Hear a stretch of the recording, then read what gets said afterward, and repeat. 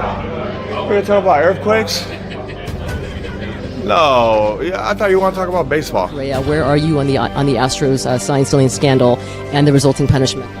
I wasn't going to be answering no Astros questions today. That's right, Rook. That's right, Rook. Baseball's where I belong. I don't care what field. I love this team. I want to be here forever. I want to be the Padres forever. But baseball is what I always love. Since we're in the moment, is there a more annoying sports phrase than get in the hole? Oh, you're saying for this? Oh, I was like, what are you talking about? Good morning, good afternoon, good evening. Welcome to Marty Time TV on this Tuesday. I'm delighted to be joined by AJ Cassavell. We have no shortage of topics to get to. AJ, I believe, is somewhere, I'm going to guess a Marriott, somewhere in Detroit. AJ Cassavell, how are you doing today? Correct. I am at the Marriott, and I'm looking over at Michigan over there and then Canada over there. So pretty cool, actually. You're at the Marriott?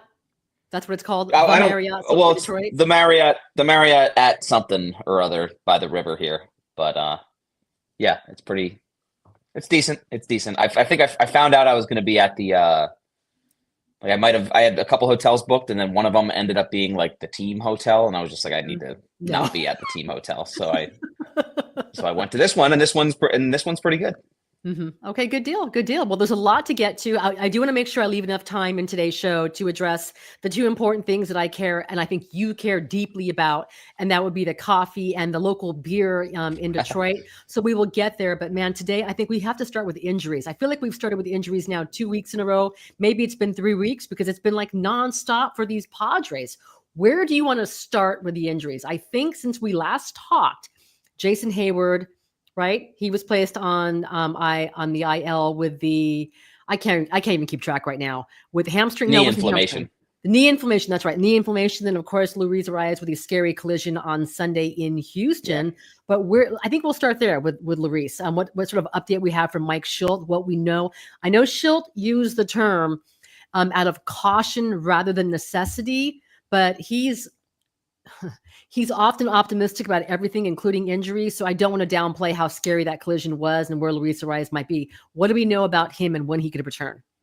Yeah, he said hopefully out of caution, more caution than necessity. But I think like that was like the whole point of him going on the concussion IL is out of necessity because like he has to after a collision like that one. And we don't know much more. I think like it's minimum 7 days and he's evaluated. The concussion IL is kind of a different, it's different circumstances than the regular IL because it's shorter, but you also have to clear protocols to get back to play. And so he went back to San Diego for testing. And in theory, he could be back next week for the start of that Giants series. If everything checks out, it sounds like he feels good. He stayed in Houston overnight that night and then went back to San Diego. So like that's best case scenario. And I think so far in the time after that collision, it has been best case scenario, like in terms of what the tests have shown and the fact that Luis was able to rejoin the team after the game in Houston. So yeah, it's hard to say. The Padres obviously don't like putting timelines on injuries in general, but with the concussion, it's a little more, I don't want to say simple because it's certainly not simple, but it's a little more straightforward as how this thing goes. He's on the IL for 7 days, and if he clears protocols, he comes back. Okay, I want to get to Jason Hayward before we get to Jason Hayward, who, by the way, he lives there, right, in the offseason? I think I heard from Jake Cronenworth that he and Hayward trained together this offseason before they even became teammates, so they have a relationship there. But we are brought to you by the all-new Hamul Casino Resort, the Players' Place. AJ, what can you tell us about Jason Hayward and how long he could be out for?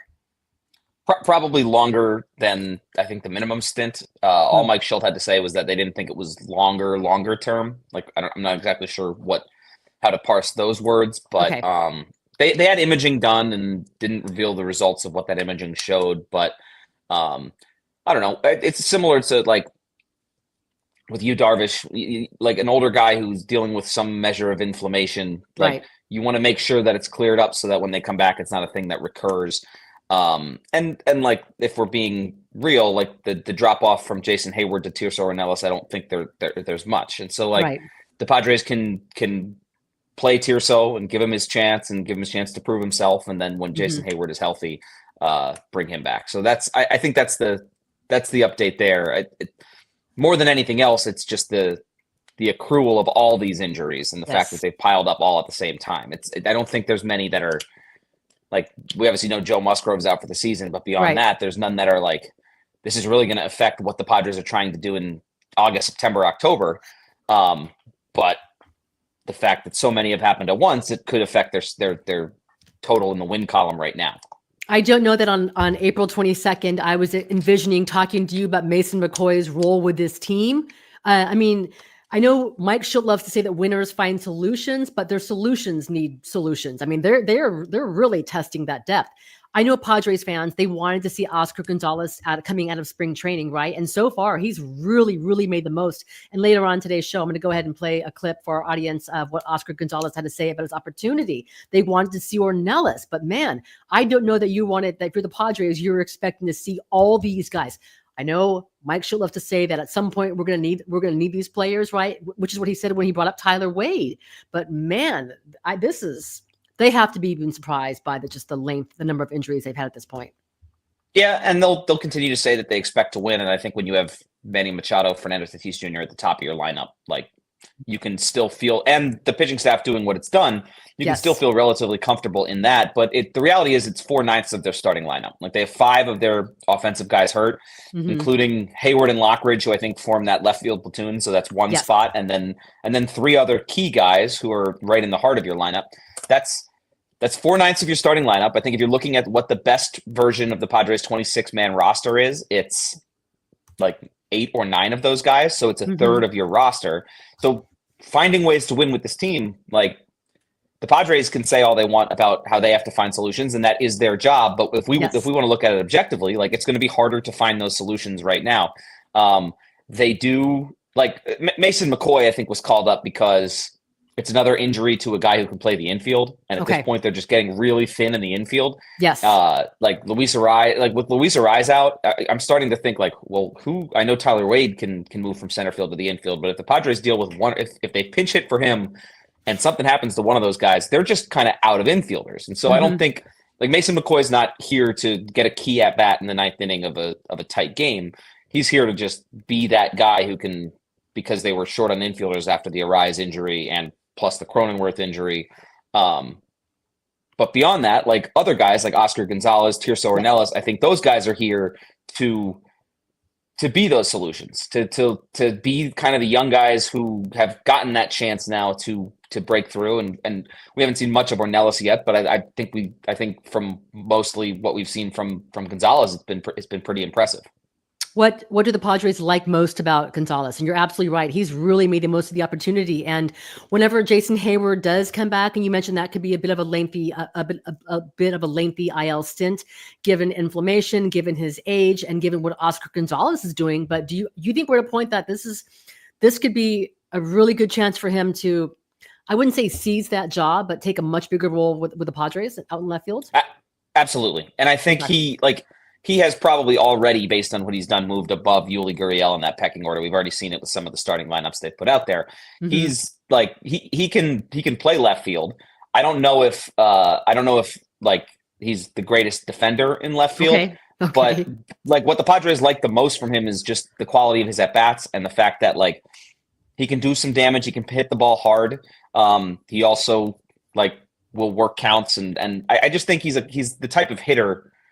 Like I think when he was working with Victor Rodriguez in Cleveland, he was even one of the guys who kind of established that Petco Park hitting, like that kind of philosophy. And now that he's with the Padres, that just kind of continues. So I'm very curious to see like how he evolves into his role. I would assume that if he keeps hitting like this, like he's here to stay as like that starter against left-handed pitching, maybe righty bat off the bench against right-handed pitching. Okay, I didn't even let you finish your injury update. Next week when the Padres do return home, that's the off day Monday, right? Tuesday against the Giants, and that's going to be a really, really fun series to go ahead and get to, especially the way the National League West is shaping up right now. But do we expect that Jackson Merrill, who stayed behind at Petco Park along with Brandon Lockidge, could be available at some part during the homestand? Yeah, I think it's completely possible. I don't know who's ahead of whom. I think it's like I think Mike Schill called them hamstring buddies the other day because they're both kind of dealing with the same thing, and they're both at the same like level of their progression back from injury. Okay. I maintain that like right now it feels kind of dire with like all these injuries and the fact that it's really tough for the Padres to combat them. Like they're going to lose. They're like, let's be real. They're going to lose games because 4/9 of their starting lineup is out. Like they're going to lose an extra game or two. Yes. That is not reason enough to rush Jackson Merrill back from an injury. That is not reason enough to rush Brandon Lockridge, which I don't think they would do back from an injury. But like just because they need that thump in the middle of their lineup, they need a lefty bat, like they need Jackson Merrill. Well, tough. Like if it means he's going to be healthy for the duration of the season, I would rather err on the side of caution. So I don't know if I think you're maybe like about right on with that Giants series, but I think the Padres also understand that like if Merrill is not 100%, if he's 95%, well, it's worth it to get him to 100%, even if it means extending this an extra day or two. So I guess I would err on the side of it being a little longer, maybe into that whatever that next road trip is. But we'll see. Like we don't know. They're not with the team right now, so we don't really know where their progression is. I feel like you're on the verge of a cliche telling me that it's a marathon, not a sprint. So when you're the Padres, you're looking to you want to have, especially like you, Darvish, you want to have him back when it counts. You want to have Jackson Merrill and you want to make sure that, listen, he will, as he's told us many times, he's a baseball player. He belongs in the baseball field. He's happiest when he's at Petco Park. That guy is like the first guy to get there and the last guy to leave. But you have to make sure that you have to almost save him from himself. And I think Tatis talked about this at Petco Park after the last injury, but like, I know how frustrating it is to not be out there to help your team. And if you're Jackson Merrill and you're seeing, all your teammates dropping like flies, how do you make sure that you don't rush out there? So in some ways, you almost have to save him from himself. But I know Jackson said that he understands how important he is to this team. And the last thing he wants to do is jeopardize his health by coming back too soon. So. Yeah, but he said all of these things when he was the only guy on the injured list. So it's interesting that like he was the first one of all these guys, and it was like, all right, well, they can get by because they have Jake Cronenworth and Luis Ariz and like Jason Hayward. Like there are plenty of lefties in the lineup, and now there aren't. But it all still holds true. Like I'm sure it has made him more antsy than he was before, but it all still holds true that he needs to get healthy. And if the Padres at the end of April are, I don't know, like 18-11, and they could have been 19-10 or 20-9, like they should be just fine with that if it means that they're healthier going forward. One more thing. I'm sorry. I should have asked you earlier. When you talked about Mason McCoy's role, right? You need the extra infielders. Was Luis Camposano, was he an option or Mason? He was. So I think he was absolutely not. He was absolutely an option. I just think it's like because Camposano is a bat that they could use. He's obviously gotten off to a really good start at AAA, and like you look at last night and where they were in the ninth inning. Like, could they have used that at bat? Yes, is the answer. I just think that's more of a contingency with Mason McCoy. Like Luis Camposano would come up and he would be a bat. He would be a DH pinch hit, like maybe get a catching start here or there, but like they like what they're getting out of their catchers. But like if something were to go awry, I think like if something were to go wrong, like if you pinch hit for Tyler Wade in a game, which is completely feasible, and then any one of the rest of those infielders were to get hurt, like I think you're looking at who is the next infielder? Fernando Tatis Jr. probably. That's what we would have to do. And obviously I think Fernando would love that. Wait a second.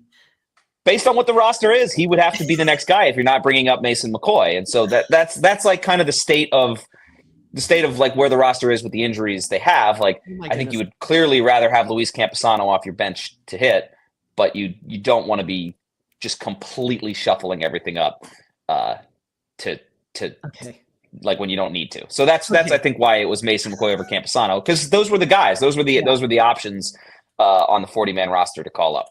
Okay, now I'm sorry. Now I can't focus on my line of questioning. I was going to ask about other things. I was going to ask you about run differential because the Padres and the Dodgers have the second best run differential in baseball at +33, only behind the Chicago Cubs. But now I'm thinking about the Padres' infield issues, their depth issues, and the idea, just the fun idea of Fernando Tatis Jr. playing shortstop again. Can we or please? second base or first base? Like base. that's the thing. Like they would have had to reshuffle everything entirely. So I think it's let's keep the Gold Glove, Platinum Glove right fielder we have in right field and call up Mason McCoy. That's what that decision came down to. And if it means that you get an extra late game at bat from Martin Maldonado instead of Luis Camposano, I don't know. That's the trade-off. That's the trade-off that they have right now. No, this is spectacular. I'm just now I'm thinking that this is going to be where you move Bogarts closer to first base. I know he doesn't want to move that close to the dugout, but just give me one inning. Give me one inning of Tatis in the infield just to go ahead and tantalize the Padres fans, right? I think we got that at second base last year. Didn't we get Tatis at second was that last year or 2 years ago? I think maybe it was 2 years ago. It's all blur. It's all a blur, and I'm wondering if it was spring training, but whatever. No, I think he played second base last year for an inning or two, and he loved it. He's very happy in right field. We've obviously talked to him a lot about that, and he's been spectacular out there. But he's a showman. He's a showman. Yeah, come on. I mean, he still takes ground balls. He loves getting out there and then doing it all. He does do that. And it has been the Fernando Tatis Jr. show. That's something that I spoke about yesterday with Buster Olney before we were rudely interrupted by my 7-year-old nephew just barging in during that interview. And he talked about how Fernando took some advice from his father in the offseason. His dad asked him, do you think you're a great hitter right now? And Tatis said yes. And he's like, no, you're not. I mean, you have the world of potential is right there. He has so much untapped potential, so much tapped potential, but man, Fernando Tatis Jr., everything is working for him. What stands out for you the most about what you've seen from Fernando so far here a couple weeks into the season? Yeah, it's none of the flashy stuff. It's none of the home runs or the stolen bases or the defense. It's the plate discipline. It's the fact that with 2 strikes, he's not expanding the strike zone. I mean, he still is. Like, he's still prone to chase a little bit. Like, that's just part of his game. But not to significantly down from what it was before. And if Fernando Tatis Jr. is forcing pitchers into the strike zone, they're either gonna walk him and then he's gonna steal bases, or he's gonna do some damage with his slugging. Because he's if you can nitpick one thing about his game, it was that he was maybe a little too overeager at the plate, and he just hasn't been this year. And there have been a couple stretches where it looked like maybe it was coming and going. Like maybe he was kind of devolving into those bad habits. And then he just kind of puts it to the side and does MVP caliber stuff. So that's the thing. It's the plate discipline, and none of the home runs or the steals or the defense should surprise anyone, but the rate at which they're happening, or at least the home runs and the steals, is directly a product of how he's working his walks and how he's forcing pitchers to throw him strikes. If you were to ask Mike Schilt for his signature Tatis moment of the season, is it going to be his bases loaded walk on the last homestand to force him to run? That is a perfect example. That is he makes that ridiculous catch in Houston. He's made some great plays. He's hit some laser home runs. But the biggest difference is that in that spot, he's working that walk and he's not trying to hit a grand slam, which he can hit a grand slam. I don't blame him for trying to hit a grand slam in the past, but he's a better baseball player when he's working that walk. We have not yet seen a vintage Dylan Cease yet for this season. What do the Padres want him to work on? What is he working on? I'm curious about his pitch mix, because he came into the season with the sinker and with the changeup, and he didn't throw the changeup in his last start, and the sinker was it was lower usage. I wonder how much the Padres are just going to be go back to being Dylan Cease, which is fastball, slider, occasional curveball. And that version of Dylan Cease is a dominant version of Dylan Cease. I don't know. He had some stretches last season. I think part of what we've learned about Dylan Cease is that when a mechanical thing clicks, he can be as dominant as anyone in baseball. So the fact that I hate to do this, but taking you take the one start out, and that start counts, but the one start in Sacramento was what it was. The ball was flying. You take that out. He hasn't been good, but he hasn't been terrible. And we've seen that that's generally what he does, is he kind of maintains this steady, pretty good level. And then when it clicks, he goes on these runs, 5-6 starts where he's just as dominant as any pitcher in baseball. So I'm sure he's working on kind of figuring out what that is. I would guess that it comes by him reverting to who he has been in the past, which is that fastball, slider, occasional curveball. Maybe he mixes in a few sinkers, but I don't want to say scrapping the changeup, keeping it as a pitch that's available, but like just reverting to Dylan Cease being Dylan Cease could go a long way. Like it's 5 starts. I'm right. I know it's a 6 ERA, but again, I just keep coming back to that Sacramento start and how weird it was. And even though the ball was flying, there was some weird batted ball stuff. Like he hasn't been that bad. He's been, I think aside from that start, he's been just fine. So like there is obviously another level to unlock. I think we could see it as soon as this weekend. I'm looking forward to seeing what he does against the Rays. Okay, good deal. I want to make sure I leave enough time to go ahead and address the coffee and the beer situation. I don't have much for you, Marty. Like really? I flew in on a red eye Sunday night because I wanted to spend Easter and the whole weekend at home with Carlo. So yes. So I flew in on the red eye, and then I basically like woke up. The Padres are going to contend that they were tired. Well, they're not going to contend. They winners find solutions. They don't make excuses. But the Padres say they're tired. Padres say they're tired. I contend that I watched a 1-year-old for 3 straight days and then took a red eye that even though I didn't cover the series in Houston, I wasn't there, I was working from home. I contend that is more exhausting than playing the baseball that they did. But anyway, I have not had a chance to like really go out and about because I flew in on my red eye, landed at about 6 a.m. yesterday. Okay. And then I slept in right until I got to the ballpark. Nice. And the concierge lounge here is pretty good, and they have a coffee machine that's not terrible. So I've been. It's not my favorite way to go about it. Usually I go to a city and like coffee is the first thing I'm looking for. Yes. The coffee and then the coffee and the running spot. But it's not. I haven't gotten to do that at all yet because I've just been so exhausted from all that travel. So. But now Jake's a local. He's from the area. Is he on the Strip? Rehabbing with the team? Yep, he's on the trip and he's been doing some like kind of light baseball activity. I would think that he comes back. I think the timeline for some guys who have fractured ribs is like 4 to 6 weeks. I would err on the shorter side of that. It seems like he's kind of ramping up right now. So for him, it's gonna be a pain tolerance thing for him, right? I think so. At least until the rib fully heals. I think he can cut back before it fully heals. As long as he can kind of deal with the pain. So that's at least my understanding of where he is now. I know he's throwing and he's taking ground balls, and I think he's swinging, but not just dry swings. He's not like no batting practice or anything like that. So, so he's on this trip. I'm sure part of it was he wanted to come back home. But like I don't know. There's like I said, a lot of these guys are like none of these injuries are so scary that it's going to affect the Padres' long-term vision. It's just how do they withstand what they're dealing with right now? Next time you and I talk, it's going to be Tuesday. The San Francisco Giants are in town. I know that the players are focused, of course, on who they're playing right now, but that doesn't stop the fans, the media. How big is that series? How exciting? I should say big, because no series is big in April, but right now, I mean, when you're looking at bigger picture, the Giants are a lot better. They're healthy. They're going to be healthier this season, but strength of schedule, the head-to-head, all that stuff can factor in later on in the season.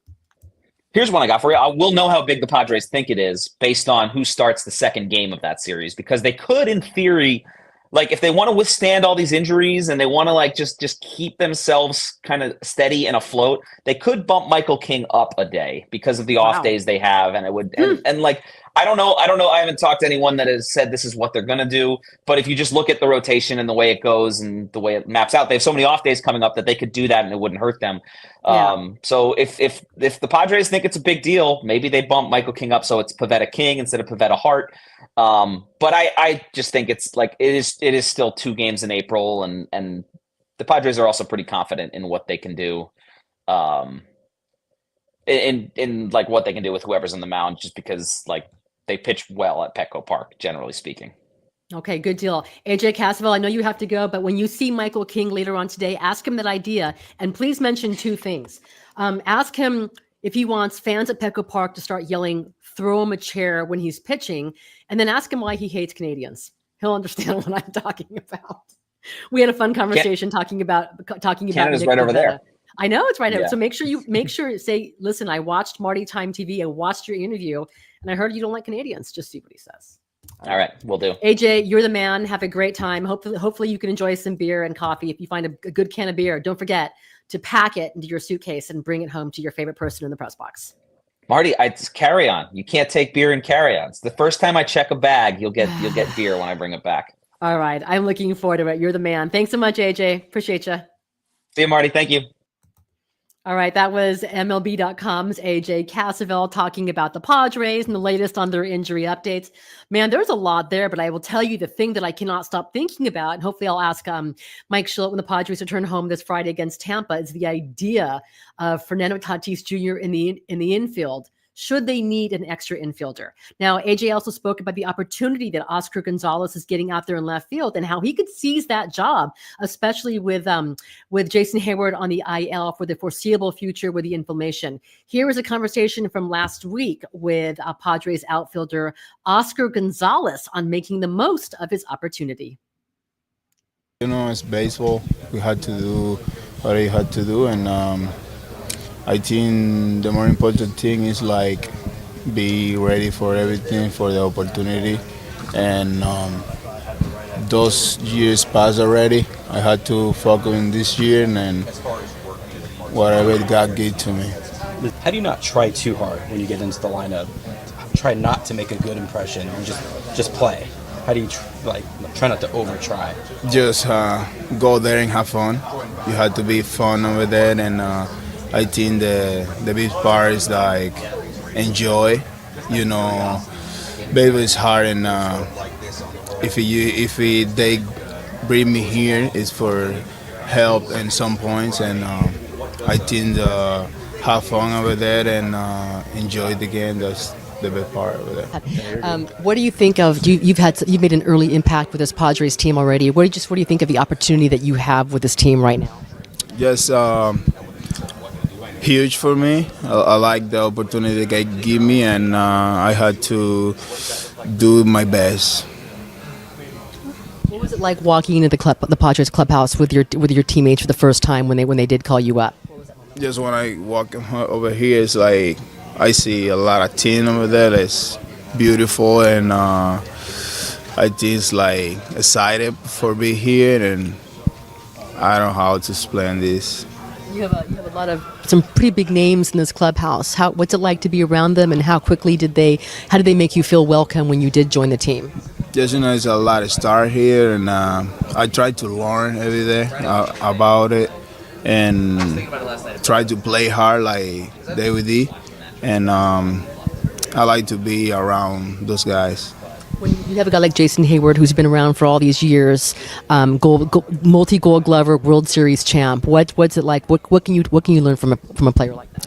Just like I like to be around over there because he here in the baseball for 15, 16 years, I don't know, but he a good style to learn. He a good guy, and he always talk to us to do like be patient and stuff. How about your fellow Dominican players that you have in this class, from Fernando Tatis Jr. to Manny Machado? Just how do they make things easy for you, being able to go ahead and talk to them and learn from them as well? Just talk. Yeah, talk to us, and when the guy like got the experience and talk to you like that, and you had to listen and make adjustment. Where do you get Dominican food from? Where do you get the home cooking from? I think Basket brings some food here. Oh, really? Yeah, he did. Does he cook it himself, or does he know a place to go? I don't know. I think they make a home. I don't know if it's him or his family, but he brings good food. What's your go-to? What do you enjoy the most? What do you miss the most from home cooking? Just the food. It's like rice, beans, chicken.